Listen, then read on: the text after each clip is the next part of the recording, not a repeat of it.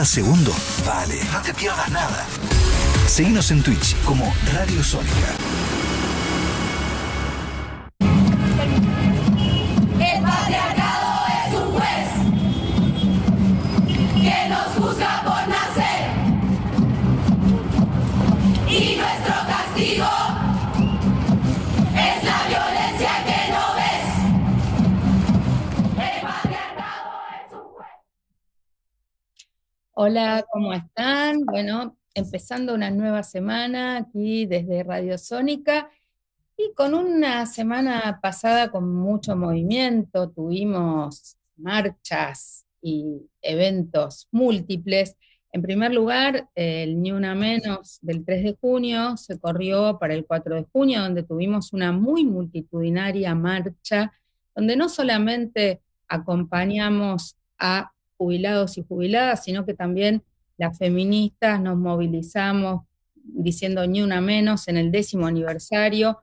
Se movilizaron ecologistas, personas con discapacidad, múltiples luchas en unidad, y por supuesto también tuvimos el 5 de junio una vez más la celebración del Día Mundial del Ambiente, ayer el Día de los Océanos, y bueno, también estuvimos en esta semana conmemorando los 40 años de nuestros amigos y amigas de la Fundación Ambiente y Recursos Naturales. Para hablar de todos estos temas y de todas estas luchas, le damos la bienvenida y le agradecemos muchísimo a Pia Marchegiani. Ella es una de las codirectoras de FARN y una gran compañera que trabaja mucho todos los temas de participación ciudadana en materia ambiental. Pia, para arrancar el fuego de esta entrevista, por un lado me gustaría una reflexión tuya desde la perspectiva del ecofeminismo, desde la perspectiva del trabajo que ustedes vienen haciendo sobre los 10 años del Ni Una Menos y la situación de violencia, especialmente, bueno, hacia los pueblos originarios, hacia las mujeres de pueblos originarios y particularmente también la violencia hacia las defensoras ambientales en estos contextos de tiempos de odio del actual gobierno. Hola, bueno, buenas tardes, gracias por la invitación. Bueno, qué pregunta que traes directamente, ¿no? Estamos desde FARN y en conexión y articulando con distintos movimientos socioambientales, sociales, bueno, viendo con mucha preocupación lo que está pasando ahora, ¿no? Y viniendo de organizaciones en el que ya hubo en otra época ataques y etiquetas, ¿no? Porque quienes estamos en el ambientalismo hace mucho tiempo ya hemos recibido distintos tipos de etiquetas, como llamándonos por ahí antidesarrollo, hippies, había un montón de etiquetas alrededor del ambientalismo, ¿no?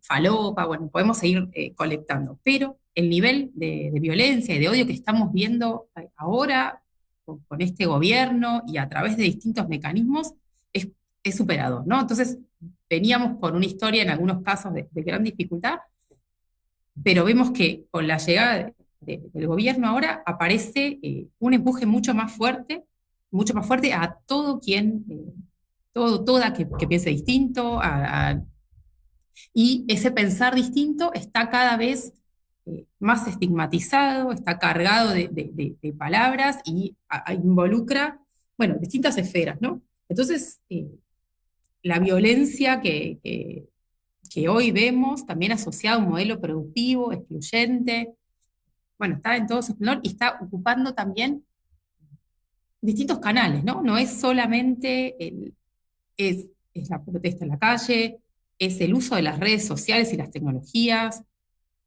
es también la violencia, bueno, directa, la estigmatización, bueno, es una mezcla y lo que estamos tratando de hacer acá como una organización que cumple, bueno, 40 años en la defensa del ambiente, bueno, es tratar justamente de repensar y de volver a articular y de sostener estas luchas que tanto tiempo y tanto trabajo costaron, tanta calle, tanto cuerpo, tanto litigio, tanta movilización, porque muchas de estas luchas tienen una relevancia también en lo jurídico y llevaron mucho tiempo construir las leyes que hoy están en juego, que estamos defendiendo, las instituciones. Así que, bueno, no es un momento muy sencillo, pero vemos que en la articulación de estos espacios hay una esperanza y que es necesario históricamente, perspectiva en clave mucho más histórica, de más largo plazo, todos estos procesos tuvieron resistencias profundas. Entonces, es el momento de seguir resistiendo y seguir rearticulando y viendo cómo se sostiene la agenda, una agenda que parecía ser que no está en la mesa, no sobre la mesa.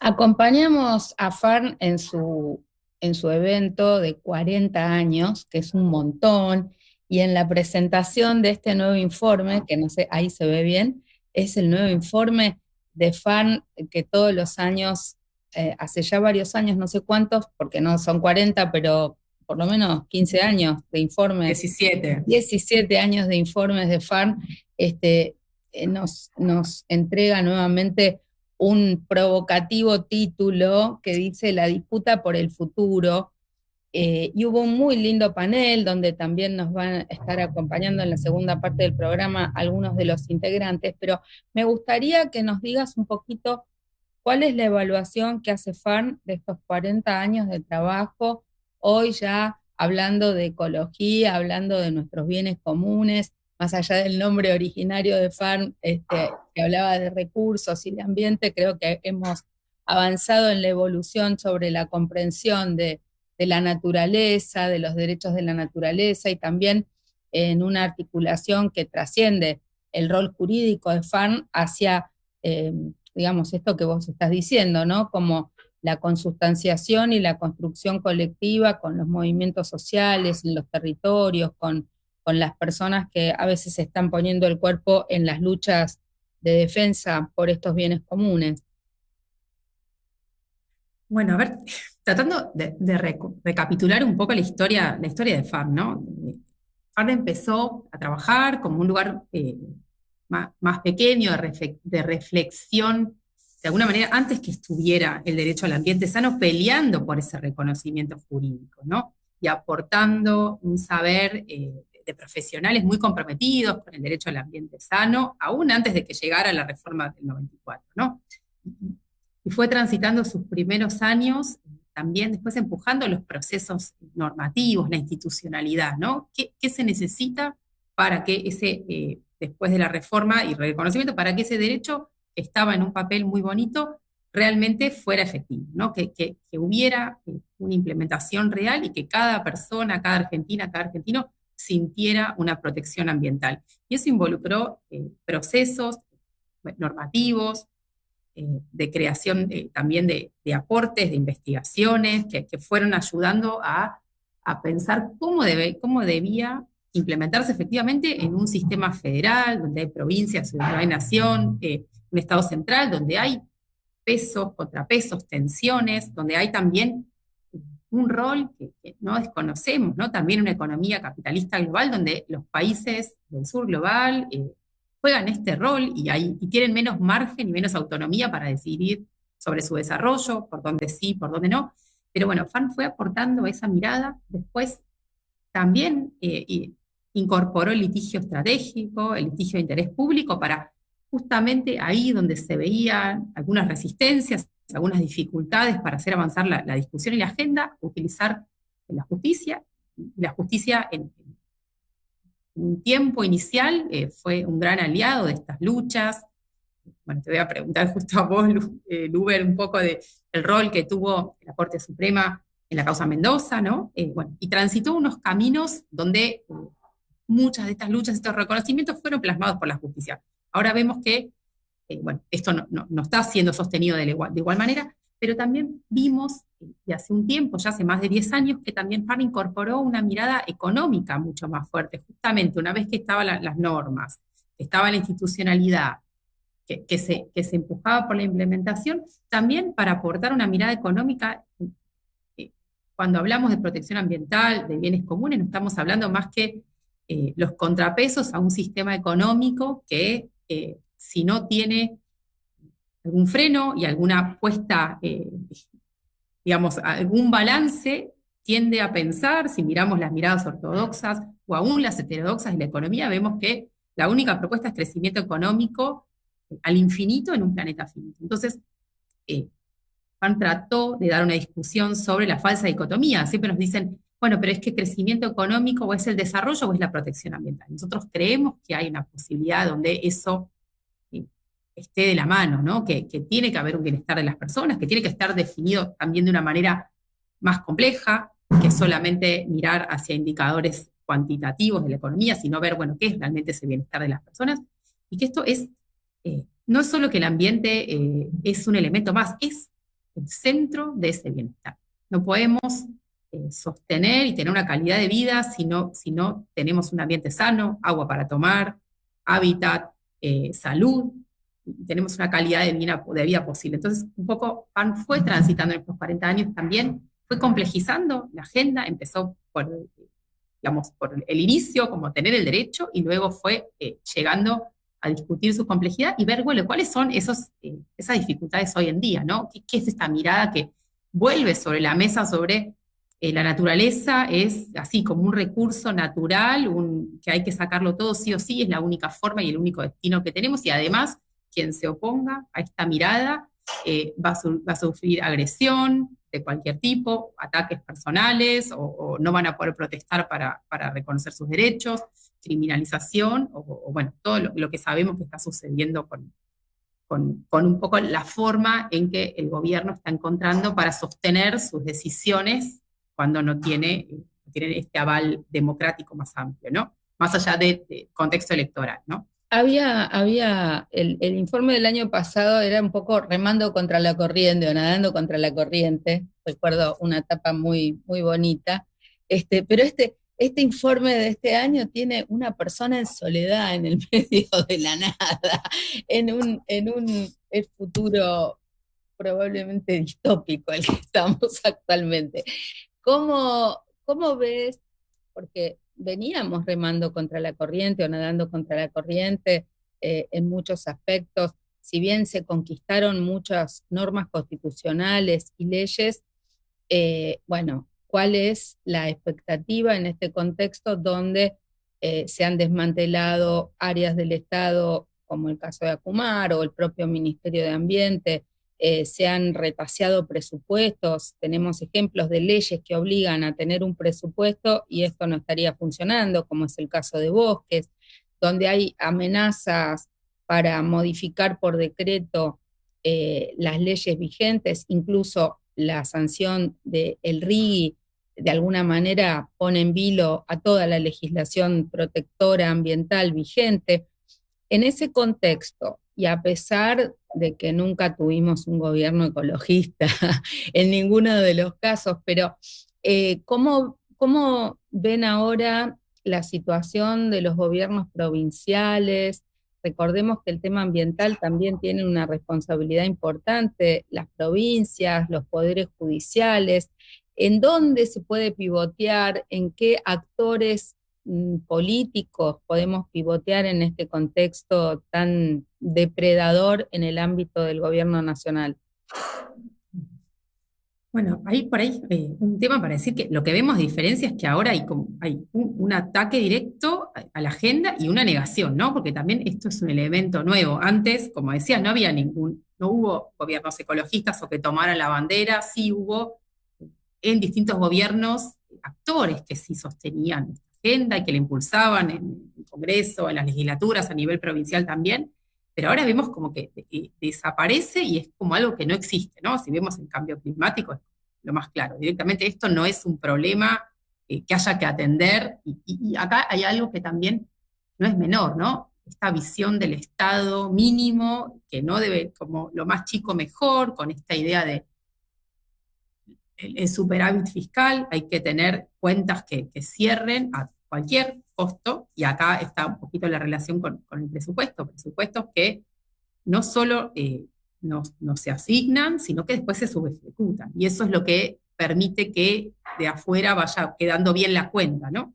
Pero el costo y lo que está del otro lado, en realidad, lo vemos y lo ve la gente, los ejemplos de las inundaciones en distintas zonas de la provincia de Buenos Aires, de los incendios, son claros, y la evidencia está ahí, y las personas las ven, la ciencia ya lo dijo, las experiencias humanas están sobre la mesa. Entonces, me parece que a un gobierno que está jugando a no verlo y a atacarlo, esto no existe, no es un problema, hay realidades que sí, uno dice, parece ficción, pero realmente no lo es, y la gente lo está viendo y lo está demandando. Me parece que es momento de de volver a ver por dónde están esas alianzas. También hay gobiernos provinciales que siguen con las agendas. Sí, hay un tema con el manejo Hablanos del un poco más de presupuesto. eso. ¿Qué gobiernos provinciales siguen con las agendas que vos puedas destacar?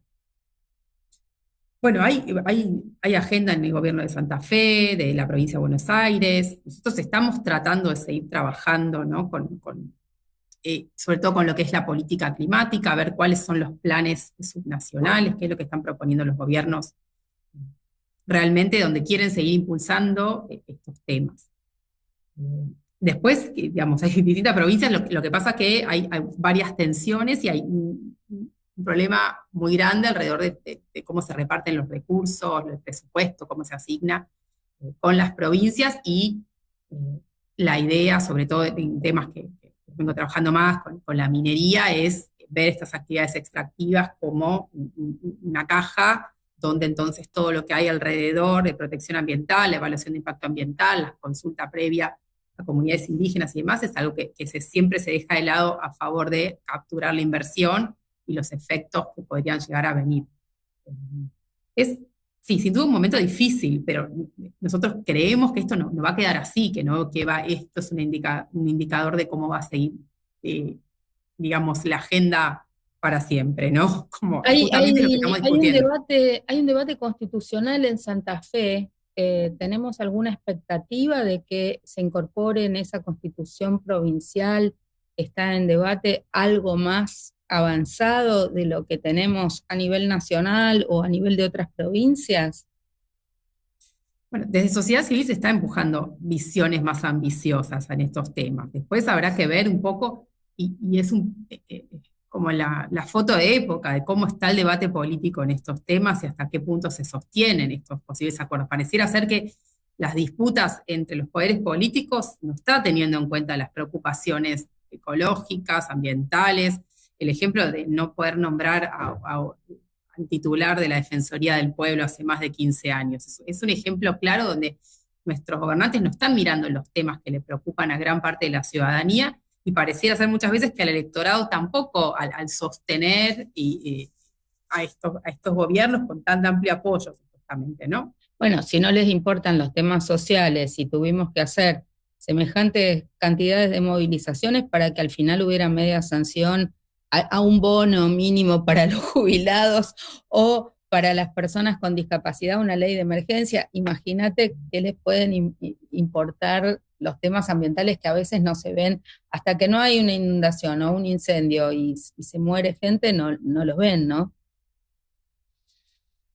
No, sin duda, y estos son los desafíos de muchas veces también transmitir lo que estamos haciendo, y en nuestro caso apostamos por la construcción de consensos más amplios, pensamos que es un momento de articular miradas, justamente que no nos sirve que así como sostenemos las luchas por los derechos estén todas separadas, sino que reforzar esas articulaciones como complementariedades y ir juntando otra vez otra masa crítica para sostener todos estos temas, ¿no? En este momento, hoy a la mañana se abrazaba Macron con Milei en el marco de lo que es la conferencia de océanos que está transcurriendo en Niza.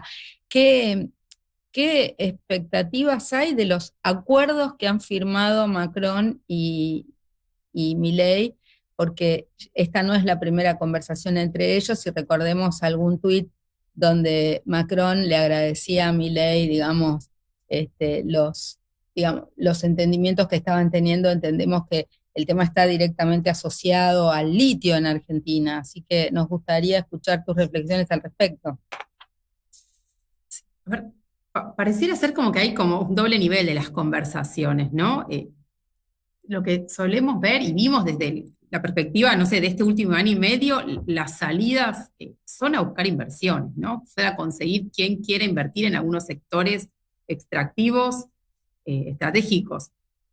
Si después si hay alguna forma que el gobierno nacional acompañe también las medidas multilaterales y empuje para algunos de estos lados, yo estaría, sería positivo poder ver que no se va a bajar de todos los acuerdos multilaterales y que va a apoyar una agenda común. Sí, da dudas, porque en general lo que está haciendo es tratando de conseguir las inversiones para algunas cuestiones en particular, ¿no? Y también está la discusión de la OMS, del Acuerdo de París, y con una mirada muchas veces siguiendo esta idea de que la agenda multilateral tiene, yo no sé cómo llamarlo, pero que es marxista, que es de izquierda, todas esas denominaciones, y tratando de salirse de todo. Entonces, bueno. Bueno, pero de hecho, sí, concretamente se salieron de la Agenda 2030, dejaron de participar de las instancias regionales y globales, y de hecho también estábamos en la cumbre de cambio climático en Azerbaiyán, y el gobierno argentino a mitad de cumbre se retiró y retiró su delegación. O sea, no pareciera que hubiera una recomposición en relación a esto, no sé, de cara a la COP30. A ver, ¿qué es lo que va a hacer el gobierno, si va a sostener o no la delegación? Es una intriga. Sí puede estar pasando que haya todavía gobiernos del norte global, no Estados Unidos, que estén impulsando y queriendo sostener esta agenda y estén tratando de condicionar las inversiones a ese respecto, ¿no? Que estén teniendo conversaciones, bueno, sí, la inversión va a ir, pero sostiene esto. Habría que ver si es, a ver, recuerdo también hace algunos años cuando Merkel de Alemania logró decirle en el G20 a Trump, en la primera gestión, la comunidad internacional sostiene el Acuerdo de París aunque Trump se baje. Lo que sería bueno es ver si a nivel geopolítico están estos líderes que quieran empujar realmente. Lo que vemos es que están los distintos países y regiones con una agenda más unilateral y bilateral para lograr, acá lo que vemos es la seguridad de sus cadenas de suministro y todos los insumos que necesitan. Sería bueno geopolíticamente que hubiera regiones con más poder que sostengan la agenda multilateral con una manera mucho más comprometida. No sé, sería una buena noticia que si de esta reunión y de esto que pasó hoy a la mañana aparece algo, no sé, me quedo con la duda, ¿no? Ojalá esté confundida. Como decir, ¿Cuáles son los temas que vos ves más críticos y también cuáles son los temas en donde, dado tu trabajo con los territorios y sociedad civil, ves que hay organización de base en propuestas innovadoras, aún a pesar de la ausencia de los estados? O sea, ¿qué iniciativas desde los pueblos originarios, desde la sociedad civil, desde las organizaciones de los territorios, ves que están compartiendo esta mirada y tratando de evitar la crisis climática o apostando a la prevención, a la resiliencia, en temas que pueden ser sensibles, pero donde, o la transición energética o la economía circular? ¿Qué iniciativas innovadoras ves desde la sociedad civil que avancen a pesar de los retrocesos gubernamentales? A ver, está tan complicado el contexto con estos temas que en realidad las alternativas son seguir sosteniendo sus modos de vida. Muchas comunidades siguen viviendo de su manera, siguen trabajando y sosteniendo una articulación colectiva, tratando sus temas de manera asamblearia, democrática, y buscando alternativas a estas visiones únicas sobre donde se deciden desde intereses extranjeros, la vocación de cada territorio. La lucha por muchas comunidades del noroeste argentino, para nombrar algunas, es justamente su autodeterminación, poder seguir haciendo y desarrollando sus actividades económicas como las viene haciendo hace mucho tiempo. Y eso es una alternativa muy grande, poder sostener o un modo de vida con agricultura, de pequeña escala, con turismo alternativo, con un montón de opciones. Lo que pasa es que esta mirada geopolítica pareciera ser que todas estas prácticas colectivas, estas prácticas económicas no importan en este sistema global, y en realidad justamente deberíamos estar reconociéndolas, aprendiendo de ellas, porque hay un valor de lo colectivo y del respeto de la vida que es justamente lo que está faltando a nivel global, en nuestra carrera y con estos liderazgos que parece que lo único que importa es el mercado y el mercado de extremo, y todo quien se opone y quien se mete en el medio molesta y debe ser atacado y criticado. Entonces, esas son, digamos, podríamos hablar horas de posibles ejemplos, pero en realidad lo más importante es lo que están construyendo con su tejido social y sosteniendo colaborativamente y articulando aún en la diferencia, pudiendo trabajar y seguir adelante, aunque sean distintos, sosteniendo que hay un debate y una colaboración posible más allá. ¿Qué expectativas tenemos desde Argentina o desde América Latina de cara a la COP30, la cumbre de cambio climático que va a tener lugar en América Latina, con una gran movilización social, cumbre de los pueblos mediantes? ¿Se podrán introducir algunos cambios en la lógica mercantilista que viene imperante y fosilista que viene imperante en las últimas reuniones? Bueno, eso es la gran pregunta y es la expectativa y lo que está haciendo que la gente quiera participar y acercarse a la cumbre de Belén. No queda muy claro si Lula va a tomar esta demanda realmente y ponerla a disposición de la región y de los bienes comunes, o si va a seguir también algunas miradas más de promercado, que están en juego tratados de libre comercio y demás. O sea, es el debate y lo que buscamos de sociedad civil, movimientos académicos, comunidades, justamente empujar esto. Se está haciendo muchas preguntas que justamente es lo que está en juego, ¿no? Y como un poco la idea de lo que está en juego el futuro es que se discuta hoy. Hoy es lo que tenemos que seguir sosteniendo, estas miradas. Para que el futuro sea posible, ¿no? Sea posible, sea deseable, sea un lugar donde queramos estar. Bueno, ¿cuál es tu mensaje de esperanza para los 40 años que seguirán de FARN? Para los futuros 40 años. El mensaje es seguir sosteniendo el trabajo en conjunto, la mirada articulada. Tenemos que poder, como sociedad, pensar aún en la diferencia, respetar la diferencia y avanzar con la agenda de derechos. Y no podemos pensar un futuro para Argentina sin sostener los derechos que están ahí, que es el acuerdo básico de nuestra democracia. Sostener los derechos que tanto tiempo que supimos conseguir con un proceso tan larga y difícil lucha. Así que me parece que es seguir adelante y aprender a articular aún en la diferencia. Tenemos que sostener esto, porque sin eso no tenemos nada, ¿no? No hay otra Argentina posible. Bueno, muchas gracias, te agradecemos un montón. Pia Marchegiani, una de las codirectoras de FARN, Fundación Ambiente y Recursos Naturales, y estuvimos hablando un poco de todo, pero sobre la situación política, sobre los temas ambientales y sobre los 40 años, este aniversario de FARN que nos convoca a todos a la celebración y a seguir en la lucha. Muchas gracias y enseguida volvemos con más Café con Lugar. Gracias. En la cima, mi piel es de cuero, por eso aguanta cualquier clima. Soy